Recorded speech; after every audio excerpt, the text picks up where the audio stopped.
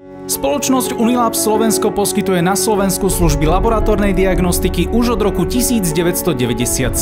Je súčasťou medzinárodnej siete Unilabs, jednej z najväčších diagnostických sietí laboratórií v Európe, poskytujúcej kompletný rozsah laboratórnych, patologických, genetických a zobrazovacích služieb pre pacientov na 4 kontinentoch a v 15 krajinách. Hľadaním systémového riešenia pre inventarizáciu a správu majetku sme sa zaoberali dlhší čas, pretože inventarizácia formou pera a papiera pre nás už bola nemysliteľná. Vzhľadom na to, že potrebujeme zinventarizovať 30 000 položiek majetku v takmer 60 strediskách, potrebovali sme inventúru zjednodušiť, zrýchliť, sprehľadniť a spresniť. Po prvých neúspešných pokusoch sme sa obrátili na spoločnosť Kody Slovensko s požiadavkou na návrh riešenia. Nakoniec sme sa rozhodli pre kombináciu 2D kódov a RFID technológie. Vďaka výraznej podpore zo strany Kody Slovensko hodnotíme priebeh implementácie veľmi pozitívne. Doľaďovanie systému si síce vyžiadalo ďalšiu komunikáciu, no dnes môžeme skonštatovať, že pacient je vyliečený.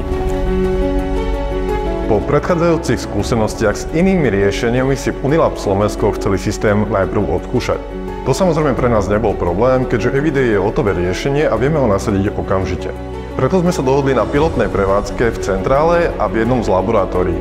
Táto pilotná prevádzka prebehla podľa očakávaní, čoho výsledkom bola implementácia Eviday pre celé Unilab Slovensko.